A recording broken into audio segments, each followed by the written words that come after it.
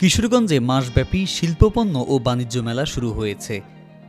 সোমবার বিকেলে শহীদ সৈয়দ নজরুল ইসলাম আউটার স্টেডিয়ামে মেলার আনুষ্ঠানিক উদ্বোধন করা হয়।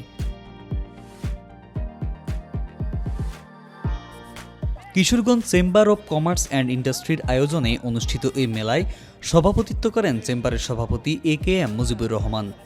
অনুষ্ঠানে প্রধান অতিথি হিসেবে উপস্থিত ছিলেন জেলা প্রশাসক ফৌজিয়া খান। বিশেষ অতিথি ছিলেন অতিরিক্ত পুলিশ সুপার মুকিত সরকার। এই মেলাটি মাসব্যাপী চলবে।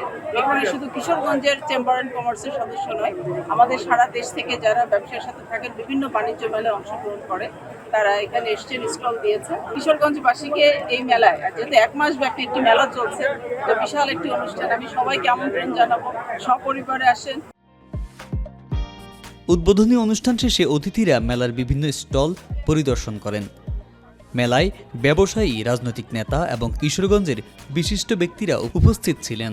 মেলায় শিল্পপণ্য, হস্তশিল্প এবং বাণিজ্যিক পণ্যের বিভিন্ন স্টল স্থান পেয়েছে। মেলা চলবে মাসব্যাপী, যেখানে ক্রেতা বিক্রেতাদের ভিড় জমবে বলে আশা করা হচ্ছে। বৈষম্য বিরোধী ছাত্র আন্দোলন কিশোরগঞ্জ জেলা শাখার একটি জুলাই কর্নার হিসেবে একটি স্টল রয়েছে। এখানে সবাইকে আমাদের স্টল পরিদর্শন করা দাওয়াত রইল।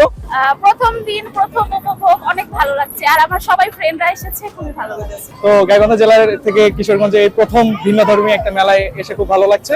হবে মোটামুটি জানাজানি হয়েছে, মহিলা পুরুষ আসতেছে, ভালোই লাগতেছে। আমরা কিশোরগঞ্জ বাণিজ্য মেলায় আসছি, আজকে প্রথম দিন, উদ্বোধনের দিন। সবাই মেলা প্রথম দিন উদ্বোধন হইলো, তো আছে মোটামুটি ইনশাআল্লাহ আশা করি ভালো হবে।